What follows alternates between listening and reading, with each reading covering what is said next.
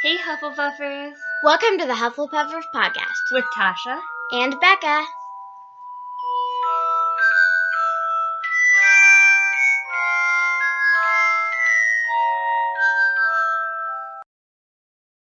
Hey guys, welcome to episode 6 of the Hufflepuffers Podcast. I'm Bacon, I'm Tomato. and later on we're going to have a special guest named Lettuce. Right, Tasha? Yes, we will. That's why we the BLT! We the BLT, we the BLT, we the BLT. Tasha's annoyed with me because we did not plan this in the hour we've been planning this. So, today on to the Quibbler. The Quibbler! Remember the arm thing. So, our first piece of news. Any first viewers are going to be so confused with us right now. Just watch our last episode. So, our first piece of news in the Quibbler Is that we have 13 subscribers! We have 13 Subscribers! We planned this out, and Tasha said that we were going to say that first. We love you guys. We love you guys. Ignore my blunder. Ignore her blender. What's a blender? Mistake. A blender? No, a blunder. No, a blender. Sure, a blunder. You make milkshakes and smoothies in a blender. In my brain, and that's what I mixed. Yes. And also, we have a special guest joining us today. We may have one. We may have one. Yeah, Lainey may be joining us today. Oh my gosh. No one's gonna get that joke. No one's gonna. It's funny because her middle name is May, and then there's Lainey May, and Lainey may be joining us. She might be joining us. It's funny. You get it. She's weird. So, I didn't hear that. I'll say it louder. She's weird. But yeah, so she's great, so you'll enjoy her. She's going to come on to the show for a bit after we read the chapter. Mm-mm. So, Rebecca, would you like to tell us about your blunder? Your blunder? Last week? Oh yeah. So I accidentally selected Made for Kids because, you know, it is made for kids, but it's not made specifically for kids. And it didn't give me the option not to answer it, so I put Made for Kids because kids can watch it. Because I thought it would limit the age restriction, but it doesn't. But all it really does is turn off the comments, and we're so sorry we were screaming at you to comment. More absolutely.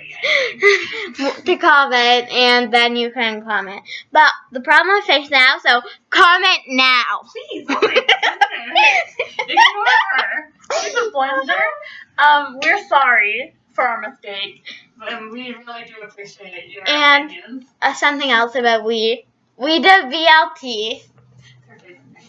Yes, it is. And oh my gosh, in the Wizarding world, great news. Apparently there's going to be a new Harry Potter series. That's interesting. Really? Yeah, I don't know too much about it. I don't know exactly what it's going to be, but it was confirmed. And I've been talking about it for a while, but I think it's more actually. I had no idea until you just told me, like, right at this second. Well, She told me before. Yeah, see, I'm not sure how I feel about it because I don't know if we're ready for an entirely new Harry Potter series. Like, is it just going to be I'm not a ready series for and a it. show? Yeah, so I feel like that would be weird. A lot of people want it to be a Martyrs show. Oh, I hope it is. Yeah, I think that could be interesting. Oh my gosh, I love the Mordors. I can't believe they... Yeah, I'm not going to say that. Spoiler alert! Yeah, so we'll see how that goes if that's what we're going to get.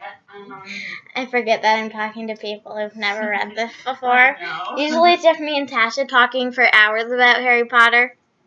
Yeah. Brings us back to a couple months ago when I was still reading a book.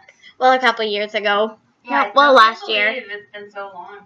Yeah, it's been like a year since I finished it. Yeah. I finished it at the beginning of grade 6. Mm-hmm. So yeah, just over a year. Wow. Yep. Okay, so we're going to move on to Hogwarts Library. And we shouted that, and we made even more enthusiasm. We did the double enthusiasm. Hogwarts Library. Yes, I really love this one. So I think you guys are going to like this chapter because, you know, we finally are getting to Hogwarts. So I'm going to let Tasha read, and I'm going to go get our special guest fan who may be joining us, may be joining us. Maybe. May be joining us. So, go ahead, Tasha. Escape. Computer's stopping me. Bye. Bye. Chapter 6. The journey from platform 9 3/4. Harry's last month with the Dursleys wasn't fun. True, Dudley was now so scared of Harry he couldn't stay in the same room, while Aunt Petunia and Uncle Vernon didn't shut Harry in his cupboard, force him to do anything, or shout at him. In fact, they didn't speak to him at all. Half terrified, half furious, they acted as though any chair with Harry in it was empty. Although this was an improvement in many ways, it did become a bit depressing after a while. Harry kept to his room, with his new owl for company. He had decided to call her Hedwig, a name he had found in A History of Magic. His school books were very interesting. He lay on his bed reading late into the night, Hedwig swooping in and out of the open window as she pleased. It was lucky that Aunt Petunia didn't come in to hover any more, because Hedwig kept bringing back dead mice. Every night before he went to sleep, Harry ticked off another day on the piece of paper he had pinned to the wall, counting down to September the 1st. On the last day of August, he thought he'd better speak to his aunt and uncle about getting to King's Cross Station next day, so he went down to the living room where they were watching a quiz show on television. He cleared his throat to let them know he was there, and Dudley screamed and ran from the room. Uncle Vernon? Uncle Vernon grunted to show he was listening. I need to be at King's Cross tomorrow to go to Hogwarts. Uncle Vernon grunted again. Would it be all right if you gave me a lift? Grunt. Harry supposed that meant yes. Thank you. He was about to go back upstairs when Uncle Vernon actually spoke. Funny way to get to Wizard School, the train. Magic carpets all got punctures, have they? Harry didn't say anything. Where's the school, anyway? I don't know, said Harry, realizing this for the first time. He pulled the ticket Hagrid had given him out of his pocket. I just take the train from platform 9 3/4 at 11 o'clock, he read. His aunt and uncle stared. Platform what? 9 3/4. Don't talk rubbish, said Uncle Vernon. There is no platform 9 3/4. It's on my ticket. Barking, said Uncle Vernon. Howling mad. It's a lot of them. You'll see. You just wait, all right. We'll take you to King's Cross. We're going up to London tomorrow anyway, or I wouldn't bother.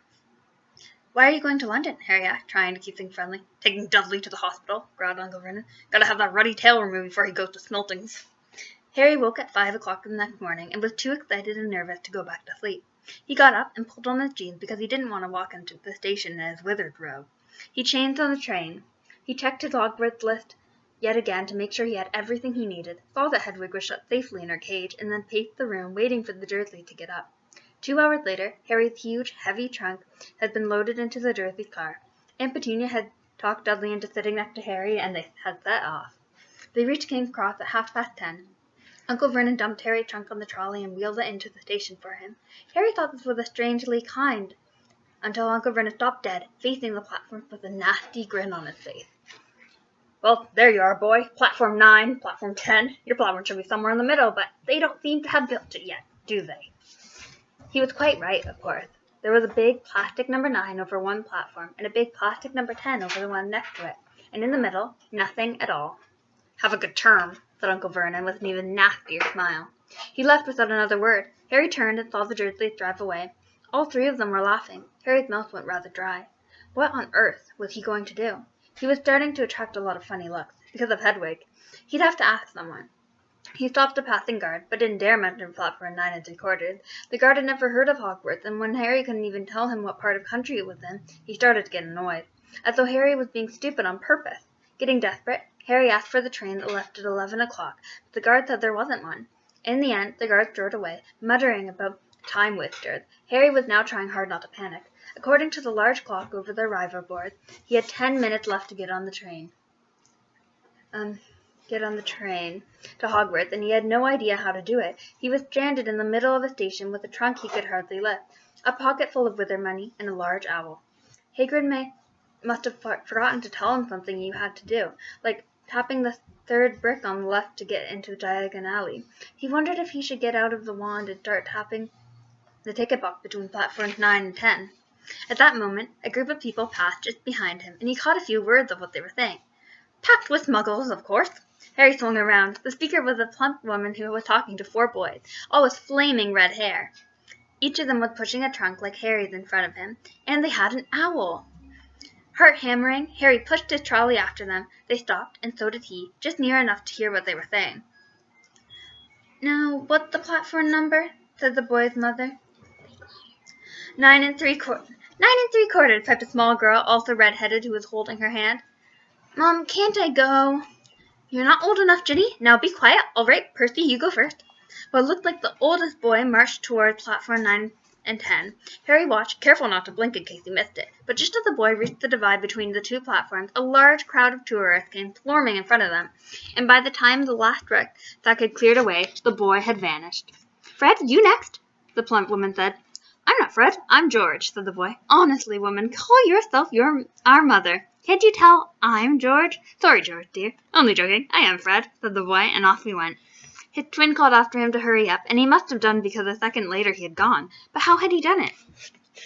Now the third brother was walking briskly toward the ticket barrier. He was almost there, and then, quite suddenly, he wasn't anywhere. There was nothing else for it. "Excuse me," Harry said to the woman. "Hello, dear," she said. "First time at Hogwarts?" Ron knew, too. She pointed at the last and youngest of her sons. He was tall, thin, and gangly, with freckles, big hands and feet, and a long nose. "Yes," said Harry. The thing is, I don't know how to get on the platform," she said kindly, and Harry nodded. "Not to worry," she said. "All you have to do is walk straight at the barrier and between platforms 9 and 10. Don't stop, and don't be scared you'll crash into it. That's very important. But do it a bit of a run if you're nervous. Go on. Go now before Ron." Okay," said Harry. He pushed his trolley around and stared at the barrier. It looked very solid. He started to walk towards it. People jostled him on their way to platforms 9 and 10. Harry walked more quickly. He was going to smash right into that ticket box, and then he'd be in trouble. Leaving forward on the trolley, he broke into a heavy run. The barrier was coming nearer and nearer. He wouldn't be able to stop. The trolley was out of control. He was a foot away. He closed his eyes, ready for the crash. It didn't come. He kept on running. He opened his eyes. A scarlet steam engine was waiting next to the platform packed with people. A sign overhead said, "Hogwarts Express, 11 o'clock." Harry looked behind him and saw a wrought iron archway where the ticket box had been, with the words "Platform 9 3/4" on it. He had done it. Smoke from the engine drifted over the heads of the chattering crowd, while cats of every color wound here and there between their legs. Owls hooted to each other in a disgruntled sort of way over the babble and the scraping of heavy trunks. The first few carriages were already packed with students, some hanging out in the window to talk to their families, some fighting over seats. Harry pushed his trolley off down the platform in search of an empty seat. He passed a round-faced boy who was saying, "Gran, I've lost my toad again." "Oh, Neville," he heard the old woman sigh. A boy with dreadlocks was surrounded by a small crowd. "Give us a look, Lee. Go on." The boy lifted the lid of the box in his arms, and the people around him shrieked and yelled as something inside poked out a long, hairy leg. Harry passed on through the crowd until he found an empty compartment near the end of the train. He put Hedwig inside first and then started to shove and heave his trunk toward the train door. He tried to lift it up the steps, but could hardly raise one end, and twice he dropped it painfully on his foot. Ow! "Want a hand?" It was one of the red-haired twins. He'd followed through the ticket box. "Yes, please," Harry panted. "Oi, Fred, come here now." With the twins' help, Harry's trunk was at last tucked away in a corner of the compartment. "Thanks," said Harry, pushing his sweaty hair out of his eyes. "What's that?" said one of the twins, suddenly pointing at Harry's lightning car. "Blimey," said the other twin. "Are you?" "He is," said the first twin. "Aren't you?" he added to Harry. "What?" said Harry. "Harry Potter," chorused the twins. "Oh, him," said Harry. "I mean, yes, I am." The two boys gaped at him, and Harry felt himself going red. Then, to his relief, a voice came floating into the train's open door. "Fred, George, are you there?" "Coming, Mum." With a last look at Harry, the twins hopped off the train. Harry sat down next to the window where, half hidden, he could watch the red-haired family on the platform and hear what they were saying. Their mother had just taken out her handkerchief. "Ron, you've got something on your nose." The youngest boy tried to jerk out of the way, but she grabbed him and began rubbing the end of his nose. "Mom, girl!" He wriggled free. His ickle Ronnie got something on his nose," said one of the twins. "Shut up," said Ron. "Where's Percy?" said their mother. "He's coming now." The oldest boy came striding into sight. He had already changed into his billowing black Hogwarts robes, and Harry noticed a shiny red and gold badge on his chest with the letter P on it. "Can't stay long, Mother," he said. I'm up front. The prefects have got 2 compartments to themselves." "Oh, you are a prefect." "Oh, sorry. Are you a prefect, Percy?" said one of the twins with an air of great surprise. "You should have said something. We had no idea." "Hang on. I think I remember him saying something about it," said the other twin. "Once. Or twice. A minute. All summer." "Oh, shut up," said Percy, the prefect. How come Percy gets new ropes anyway, said one of the twins. Because he's a prefect, said their mother fondly. All right, dear, well, have a good term. Send me an owl when you get there. She kissed Percy on the cheek, and he left. Then she turned to the twins. Now, you two, this year, you behave yourself. If I get one more owl telling me you've blown up a toilet or... Blown up a toilet? We've never blown up a toilet. Great idea, though. Thanks, Mom. It's not funny. And look after Ron. Don't worry. Fickle Ronnieskins is safe with us. Shut up, said Ron again. He was almost as tall as the twins, already, and his nose was still pink where his mother had rubbed it. Hey, Mom, guess what? Guess who we just met on the train? Harry leant back quickly as though they couldn't see him. You know that black-haired boy who was near us in the station? Know who he is? Who? Harry Potter. Harry heard the little girl's voice. Oh, Mom, can I go on the train and see him? Mom, oh, please. You've already seen him, Ginny, and the poor boy isn't something you goggle at in a zoo. Is he really, Fred? How do you know him? How do you know? Ask him. Saw a scar. It's really there, like lightning. Poor dear. No wonder he was alone. I wondered. He was ever so polite when he asked how to get on the platform. Never mind that. Do you think he remembers what you-know-who looks like? Their mother suddenly became very stern. I forbid you to ask him, Fred. No, don't you dare. As though he needs reminding of that on his first day of school.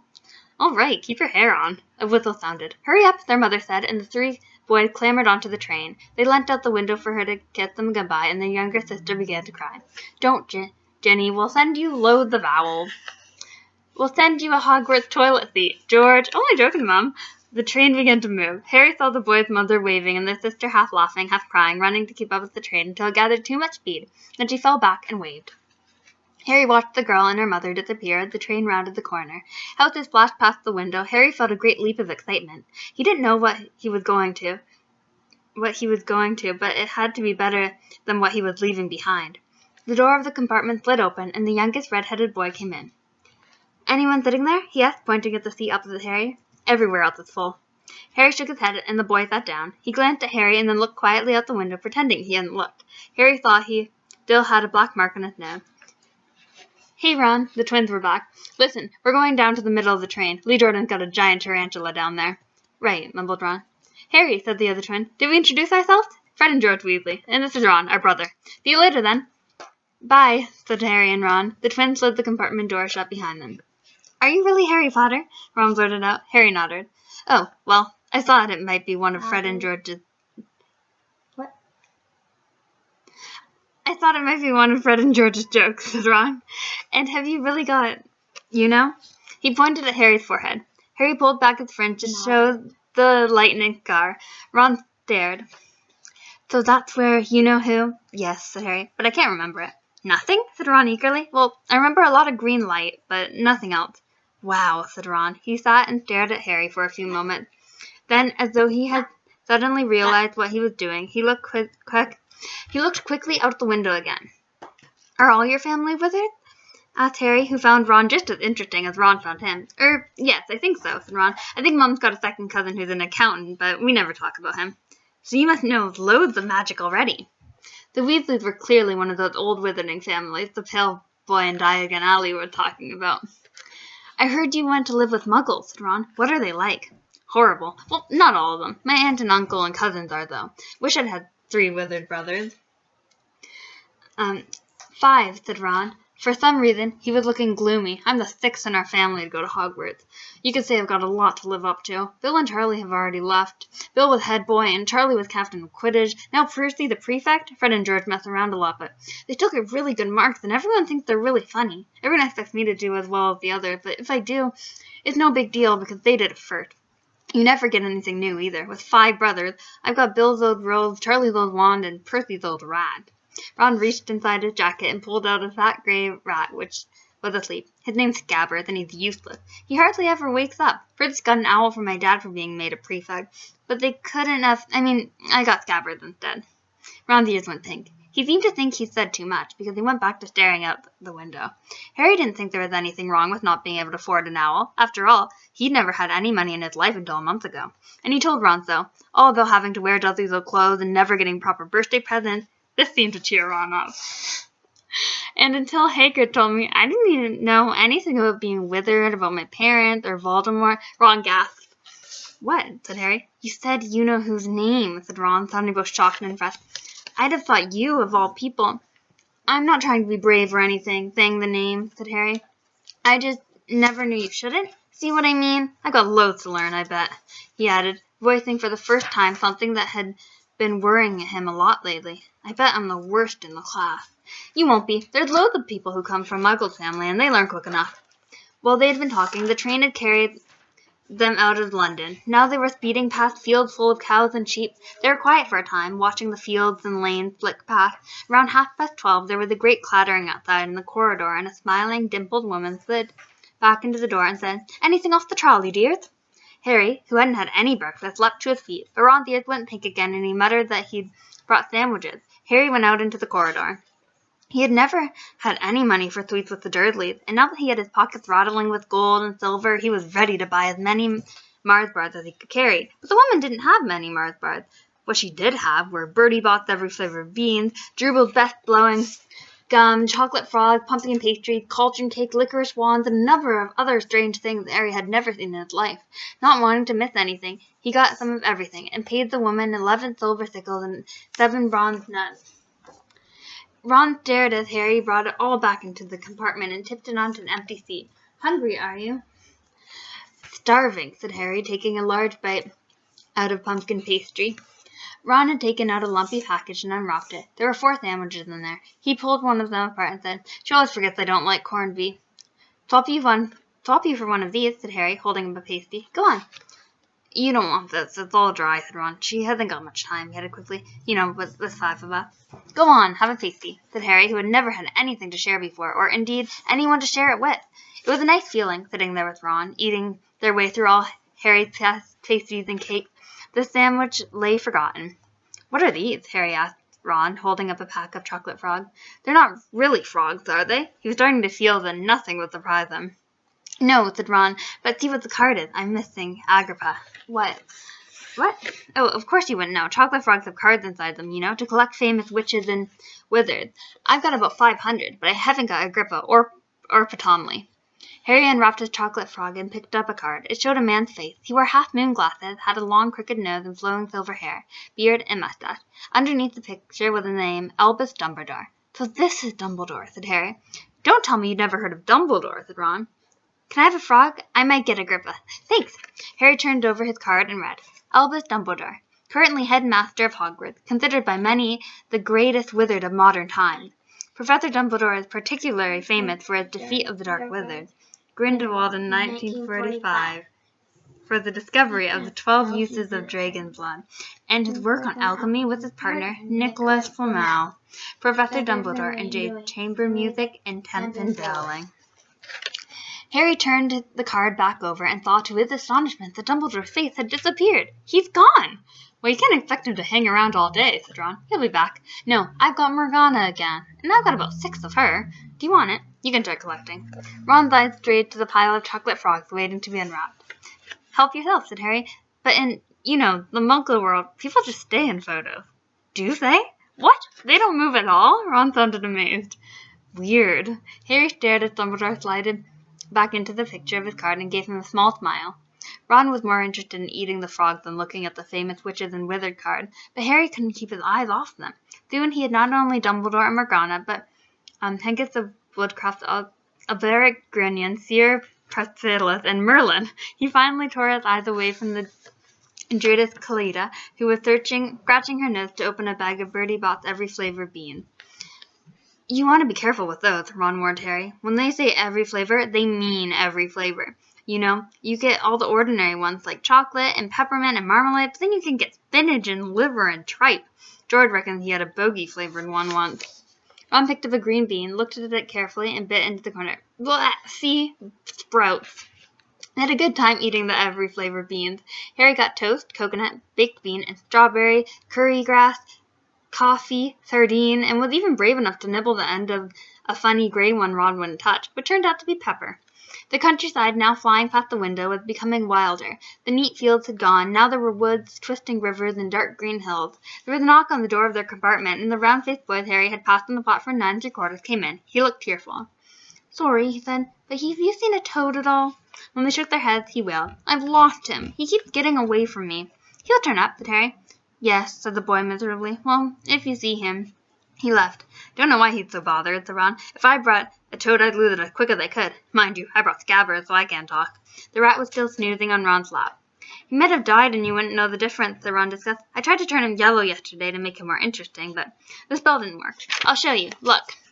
He rummaged around in his trunk and pulled out a very battered-looking wand. It was chipped in places, and something white was glinting at the end. Unicorn's hair, nearly poking out. Anyway, he had just raised the wand with the compartment door when the apartment door slid open again. The toadless boy was back, but this time he had a girl with him. She was already wearing her new Hogwarts robe. Has anyone seen a toad? Neville's lost one, she said. She had a bossy sort of voice, lots of bushy brown hair and rather large front teeth. We've already told him we haven't seen it, said Ron, but the girl wasn't listening. She was looking at the wand in his hand. Oh, are you doing magic? Let's see, then.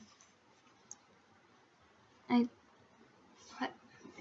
Ron looked taken aback.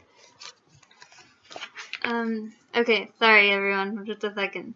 Are you doing magic? Let's see it, then. She sat down. Ron looked taken aback. All right. He cleared his throat. Sunshine, daisies, butter, mellow. Turn the stupid fat rat yellow. He waved his wand, but nothing happened. Gabbard stayed gray and fast asleep. Are you sure that's a real spell? Said the girl. Well, it's not very good, is it? I've tried a few simple spells just for practice, and it's all worked for me. Nobody in my family has magic at all. It was ever such a surprise when I got my letter, but I was ever so pleased, of course. I mean, it's the very best school of witchcraft there is. I've heard. I've learned all our set books off by heart, of course.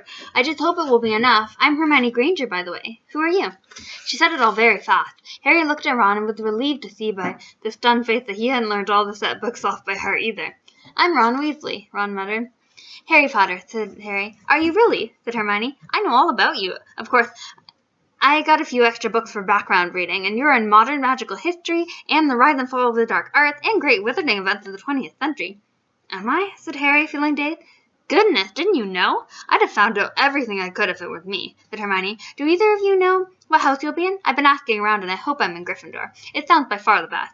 I hear Dumbledore himself was one, but I suppose Ravenclaw wouldn't be too bad. Anyway, we better go and look for Neville's toad. You two had better change, you know. I expect we'll be there soon. And she left, taking the toadless boy with her.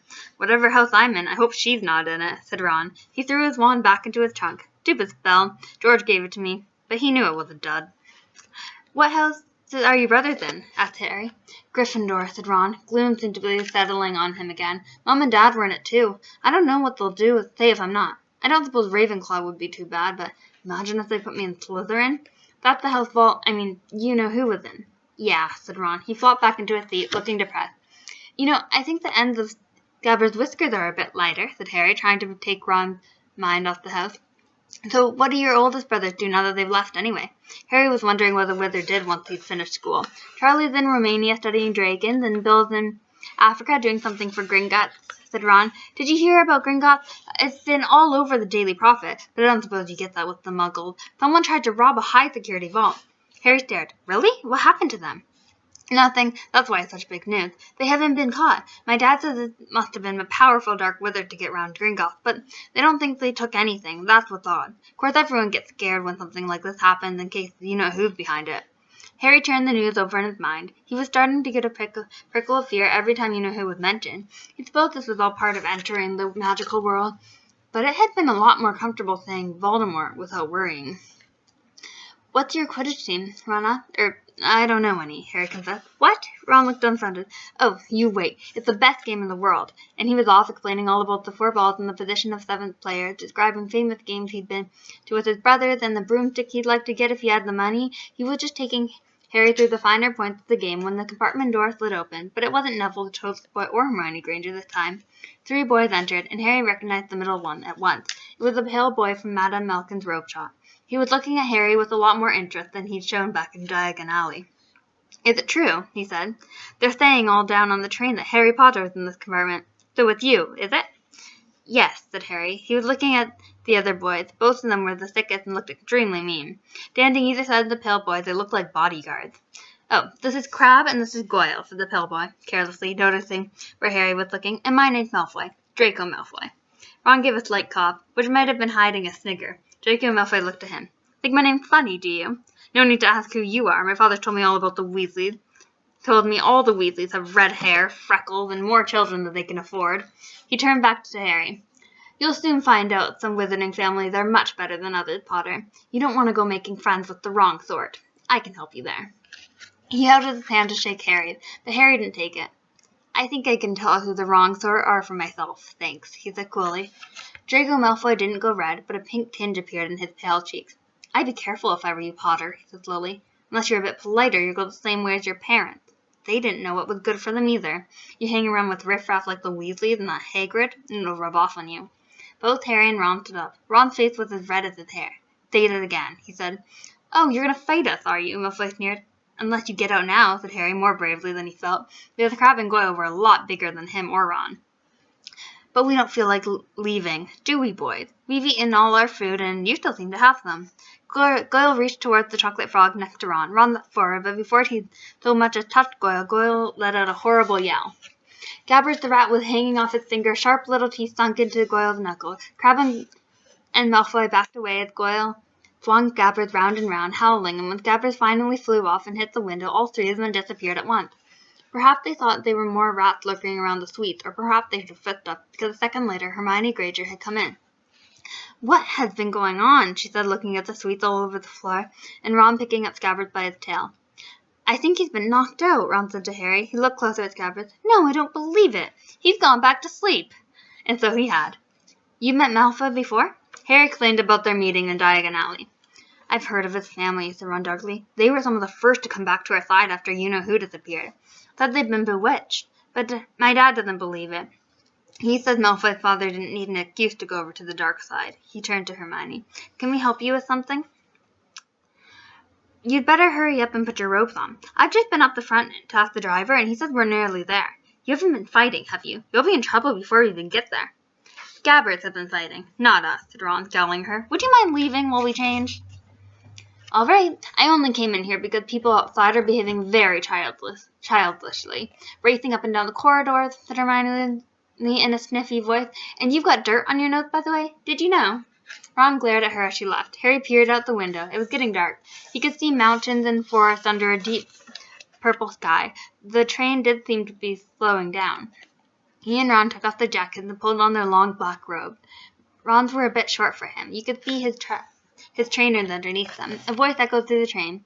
We will be reaching Hogwarts in 5 minutes' time. Please leave your luggage on the train. It will be taken to the school separately. Harry's stomach lurched with nerves, and Ron, he saw, looked pale under his freckles. They crammed their pockets with the last of the sweets and joined the crowd in the corridor. The train slowed right down and finally stopped. People pushed their way towards the door and out onto the tiny dark platform. Harry shivered in the cold night air. Then a lamp came bobbling over their heads of the students, and Harry heard a familiar voice. First years, over here. All right there, Harry.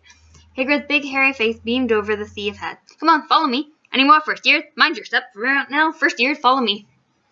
Slipping and stumbling, they followed Hagrid down what seemed to be a steep, narrow path. It was so dark either side of them that Harry thought there must be thick trees there. Nobody spoke much. Neville, the boy who kept losing his toes, sniffed once or twice. You'll get the first sight of Hogwarts in a sec, Hagrid called over to it. Just round this bend here. There was a loud ooh. The narrow path had opened suddenly on the edge of a great black lake. First atop a high mountain on the other side, its windows sparkling in the starry sky, was a vast castle with many turrets and towers. No more on board a boat, Hagrid called, pointing to a fleet of little boats sitting in the water by the shore. Harry and Ron were followed into their boats by Neville and Hermione. Everyone in, shouted Hagrid, who had the boat to himself. Right then, forward! And the fleet of little boats moved off all at once, gliding across the lake, which was as smooth as glass. Everyone was silent, staring up at the great castle overhead. It towered over them as they sailed nearer and nearer to the cliff on which it stood. Heads down, yelled Hagrid as the first boats reached the cliff. They all bent their heads, and the little boats carried them through a curtain of ivy which had a wide opening in the cliff face. They were carried along a dark tunnel which seemed to be taking them right underneath the castle, until they reached a kind of underground harbor. When they clambered out on the rocks to pebble, "Oh, you there! Is this your Toad?" said Hagrid, who was checking the boats as people climbed out of them. "Trevor!" cried Neville blissfully, holding out his hand. Then they clambered up a passage in the rock after Hagrid's lamp, coming out at last to a smooth, damp grass right in the shadow of the castle. They walked up a flight of stone steps and crowded around the huge oak front door. "Everyone here? You there! Still got your Toad?" Hagrid raised a gigantic fist and knocked 3 times on the castle door. And that's the end of the chapter.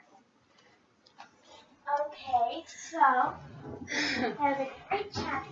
So that means that we're moving on to Hogwarts alumni. So we have some bad news. We could not get our special guest. I mean, she might still be able to come. She said she might not be able to because she was eating, but that was a while ago, like before I even finished the chapter. So she could be done now. Or, anyways, we would need to talk about the book a little bit before I moved on to that anyways, and then we'll give her a call. Alright, and we'll check. Yeah. So, what were your thoughts on that chapter, Becca? My thoughts were I wasn't much. Well, talk for a little bit about the thing, because I need some water. She needs some water. I need a break. So, the train, what did you think about that? I thought Sunshine Daisies, Buttermilk, some of the stupid fat vanilla. It's the best thing ever. The great spell. Draco? I can't believe you said that one with his parents. Oh my god. About Harry's parents. That was so rude. Did he see Draco on the train? Yeah. Oh, he did. I hope you guys were following her along more than our host, Becca, here. Excuse me, I was trying to get our special guest on the line. Okay. As a quite busy persona. What? I don't know, I think it's a word for person.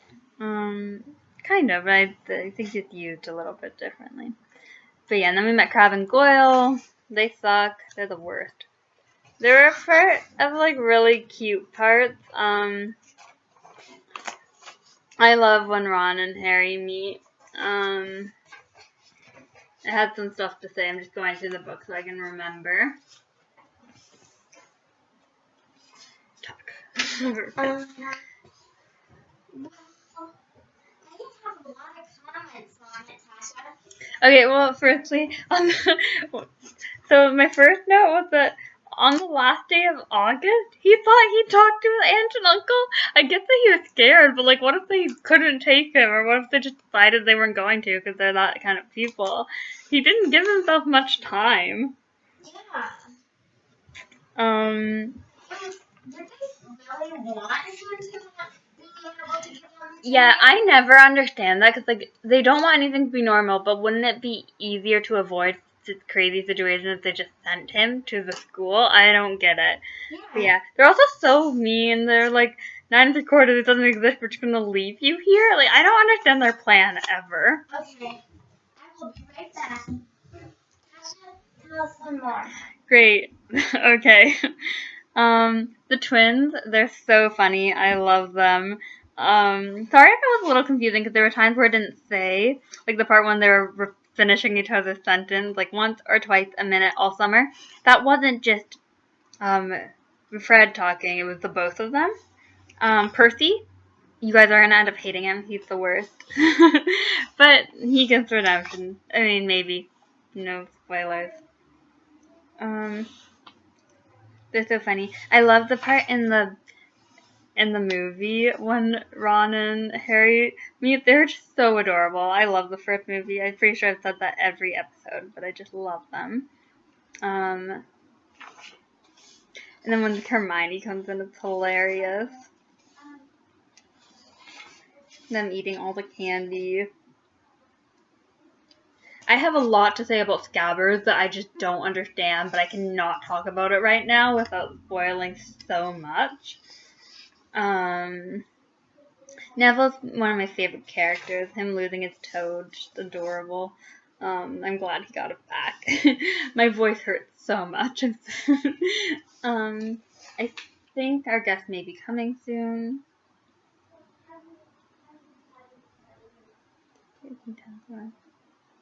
Yeah, this part is just so crazy. Like, I can't believe that. Unless you're a bit politer, you'll go the same way as your parents. Like, I can't believe you said that. But it's so sad because they're finally at the school. So that's awesome.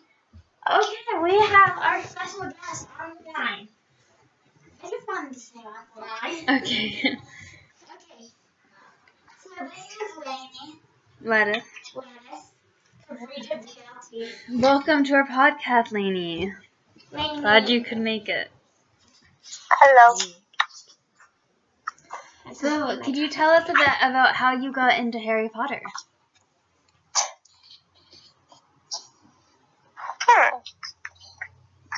Interesting question. Yeah. It's pretty funny, actually. You see, it all started when I was a young lad. I was around maybe grade 5 or 6. And my sister comes in my room. There's a possibility we were sharing a room at the time. And says, We were sharing a room at the time.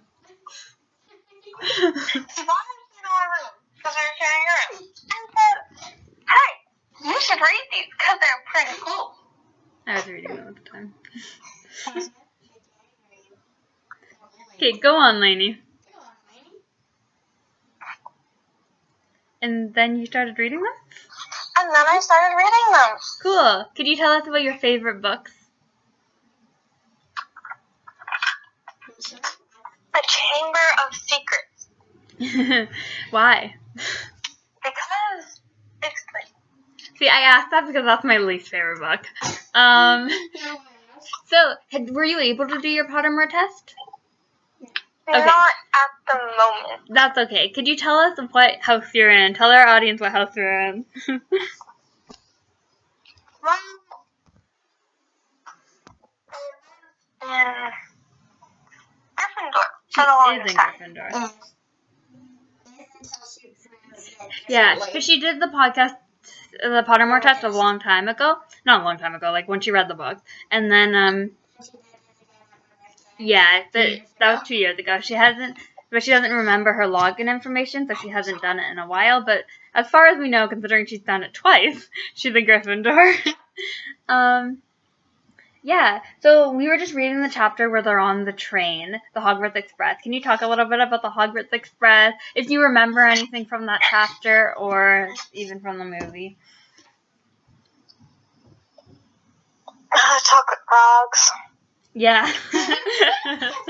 One of my favorite lines, actually, is, "We don't expect them to stay in there all day, do you?" And Harry's just like, "That's exactly what I expect. Why would a picture move?" What I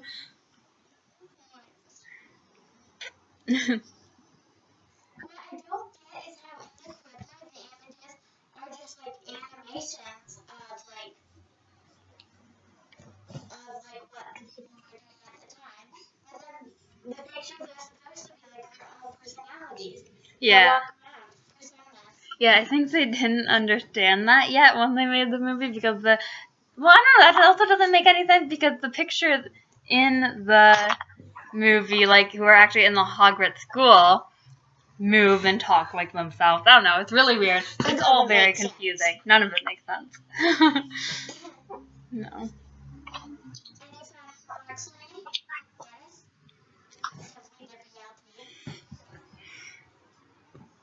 Any final remarks, Lainey?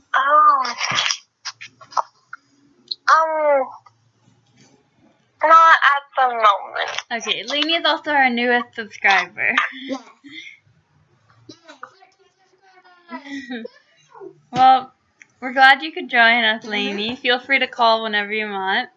And we will talk to you later. Goodbye. Okay, bye, love you. Thanks for joining us. That was our guest. That was Lainey. Yeah, she's a really talkative person. Very talkative. She's more talkative in person. Persona. Okay, well, next we go on to Question and Quarrel. And because one of us wasn't listening. Because one of us wasn't listening, but remembers. The question. Because one of us remembers pie. The question that will. Oh my God, back up. The question will be for you guys. And our question is. Okay, you talk while I'm looking for one. What was the spell one put on your back? Yeah. The one that we repeated 10 times, and then we can't repeat it again, and then we'll get the answer. And you can answer it in the comments, and you'll get a shout out if you would get it correctly. No cheating. And we go by the first comment that comes in, they get the shout out. Yeah. So, questioning Pearl wasn't long today. Yeah. And also, you can, we'll just say your username when you comment. Mm-hmm. So, on to, if I were a wizard. Now. If I were a wizard. And now that they are at school, we can. Last time we talked about their. Yeah, last time we were talking about their family and stuff. So today, yeah. So today we'll talk about their first day. Yeah, their first year. Okay. Did we talk about first day last week? I think last time we might have talked about their first day actually, and the week before we talked about their family. Maybe. Yeah, I think we did talk about first year because we were talking about their adventures and stuff. Oh yeah. Well, we can talk about it a little more if we have anything to say about our characters today. Okay, we'll go on to second year then. Okay. Second year. Okay. Wait, no, I think we should do it as the book. Talk about second year when we're in the second book. Sorry, planning during the podcast. Yeah. No, we need to talk about more about the first year. Go into more let's depth. talk about specifics. Yes, specific. Train ride. Let's go train ride. Train ride. That makes Train sense. ride. Yes. Okay. We were very bad at this last time, weren't we? Okay, Alana, she doesn't actually like train ride because she gets really bad, motion sickness. But she wants to enjoy it so much because it's so pretty and there's, Charlie stuff. But she's just like, no, I'm in pain. I just have to ignore it. So first year kind of sucked because she was like, it's such a long ride. But she tried to push through it because she was so excited. So, by the way, I named Becca Moon after myself because my full name is actually Rebecca and I just based it off of that. But now I'm going by Becca for this podcast. So I thought your name was just Becca on your birth certificate. I can't believe this. Yeah, she's weird. News for me. There's only 3 people, 4 people, 5 people in the entire world. 6 people in the entire world. So exciting. I don't think I've ever called her Rebecca in my life. Oh my gosh, there were some kids at my school that used to call me Rebecca. Ew. Not Rebecca, just Rebecca. Welcome to the show with Rebecca and Tasia.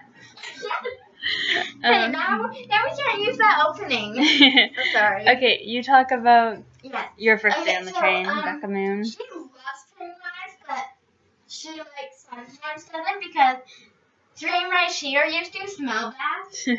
But this Hogwarts Express smelled magically good. It's a good thing they're friends because while Alana is dying, Becca Moon can be like, it's okay, it's okay.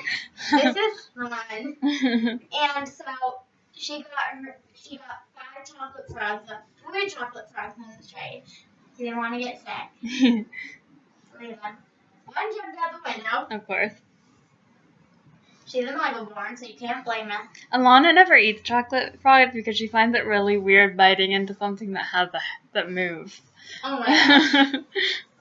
But anyway, so she ate 2 chocolate frogs in the car. She got with Dumbledore, Hermione Granger, and who was her last one? Oh, she got Jenny. Aww. Because Jenny was a Quidditch player. Yeah. Over to you, Tasha. Yeah. So this is Becca Moon's first time at Hogwarts, so Alana tries to be like, yeah, this is the wizarding, try to explain the wizarding world a bit to her, but it's difficult to do, and we saw Ron try to explain because he's just so used to it. She already knew a bit about the wizarding world. Yeah. She had a cousin that knew a lot about the wizarding world because she went to Hogwarts. Yeah. And did Hermione. But it's very different for Alana, too, because remember, she is from Canada and then moved to Cheshire so she could be in England. Don't say Cheshire.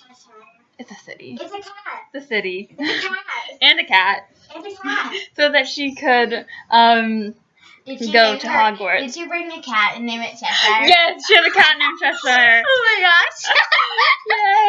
Yes. My girl brought a dog. And an owl named Alice. You can only bring one pet, can't you? Yeah, I think so. Whatever, a cat named Cheshire. At home, she has an owl named My Alice. girl brought a little puppy dog. Aww. It's the cute little baby puppy dog. You can now bring puppies to Hogwarts. Yes, because in the game Hogwarts Mystery, anyone heard of that one? It was a game brought out by the Wizarding World a while ago. Because apparently J.K. Rowling doesn't have enough money. And that's why she sold her. And that's why she sold the characters and everything to Cursed Child. Mm-hmm. Cursed That's Child. why we're getting this series. Cursed Child. Blech. Read it when you're done. Yeah. Should we read through that too? Yes. Okay. We must. That's gonna be a trip. It's gonna be torture. We'll do Cursed parts. Child. You're doing it too because we're gonna do parts. Yeah. It's gonna be fun. Cursed Child It's sucks. gonna be so fun. Cursed Child sucks so much, but it's gonna be great. Anything else to say about Alana? I mean, Alana Becca Moon? Okay, so when she first so everyone so some of the new kids were confused of how to get through, but since her cousin had told her, she thought that she could do it easy. So she accidentally went up to the wrong wall, and she ended up backing into it and hurting her hand. Oh no.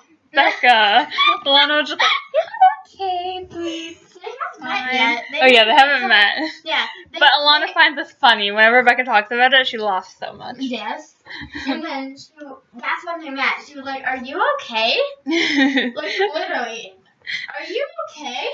And it's her favorite story now. Yeah.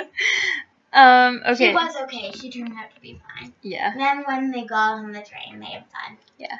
And that's they their didn't train do any ride. magic. They So, didn't do any magic that didn't work. no, they are not Ron. They were not Ron. Okay. We are not Ron. We are not Ron. So our next segment, We're always Snape, but we are not Ron. never Snape. Remember when our episode 2 was named We're Always Yes, Snape? I remember that. Okay, our next segment, witch power. Witch power. I love the witches in Harry Potter. Okay, we finally met a witch. Yeah, we met Yeah. Ginny And Hermione. and Hermione. Yeah. I love Hermione so much. Yeah, we met Ginny.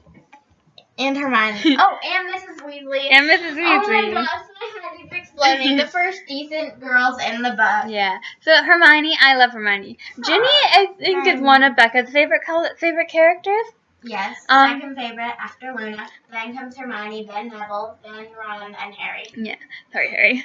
I love Ginny too, but I don't know. And we don't know much about her yet. Then McGonagall, then Dumbledore. There you go. I love Dumbledore sometimes, but he doesn't make my list of favorites. Then Snape, Draco Malfoy. You haven't even said Fred and George yet. Oh yeah, Fred and George, then Snape, Draco Malfoy, and the Fred rest. and George? Down at the bottom. I'm really close to Draco and... No, I was saying that Voldy, Draco, and Snape are down at the bottom of the list. Okay. But from the bottom of the list, it goes Voldy, Snape, Draco. You also never even said Luna in this list. Yes, I did. She Okay. was number 1. Okay, I forgot. Sorry, guys. Okay. I love Luna. She's named Luna. But yeah, we met Ginny and Hermione. What do you think of Hermione and Ginny in this chapter? Okay, I love Ginny in the first one. I know. But why was she crying? I don't know. She's a 10-year-old. That's true. I feel like that was something they didn't need to add. Yeah. Like, she's 10. Yeah, she's 10. She just wanted to go. And her chasing off with them, that was so cute. Yeah. But it makes you imagine her as like a 7-year-old. Yeah, it makes her seem really young. Yeah. Oh my gosh, Lainey redid the Pottermore quiz and she got Ravenclaw. She got Ravenclaw. Oh my god, our special guest. She's been a Gryffindor for the past 4 years. And now she is a Ravenclaw. That's wild. We are in shock right now. I'm in shock. In shock. Us going back to all our past episode names and saying them in one episode. Yeah, that's wild. And if you haven't guessed what our episode name is yet, which you have because you can see the title, but from us talking, it's We the BLT. We the BLT. Yeah, I just told her that's crazy, because that's crazy. That's crazy. And We the BLT. Yeah, back to Witch's Power. What do you think of Hermione? She's awesome. Yeah, I love her. In that scene, she's she's so bossy and sweet. And she's like, oh, sweet. I didn't mean sweet. I just love her. She's so bossy. And she's like, go put on your robe. We're going to be there soon. She's like, I've never heard that spell before. And we're not going to tell you what the spell is because then we'll tell you the answer. Blah, ha, ha, ha. So mean to you guys. This is what happens when we record in the morning. And our final segment, From Hogwarts to Hollywood. So this What happens when we record in the morning? This scene in the movie where they're on the train, it's a lot quicker, and it's the only time we really see them on the train. What? Like in the other movies, like we don't see them as Yes, much. we do. We do, but we don't see as much. Yeah, but then there's that big train scene where Harry's on the train. And... Okay, I take back what I said because I actually see him a lot more. But whatever. Yes, I like. What do we have to say about the chapter? I mean the movie, the scene in the movie. It's perfect. Yeah. I don't see anything wrong with No, that I think it's comparison. perfect. Yeah. What's funny to me though is that in the book it's like a 20-page chapter, and in the movie it's like a 2-minute clip. Yeah. It's hilarious. But yeah, honestly, I think that concludes our episode today. What? How? Why? I know. Whatever. Hey, we released you in under an hour. Yeah. But then there's the cutscene, so you guys are going to be here forever. Oh, and we hope you enjoy our newest cutscene brought to you from Hedwig Industries. Not a real thing. Not a real thing. But yeah, thank you guys for watching. Mm-hmm. And we'll see you next week.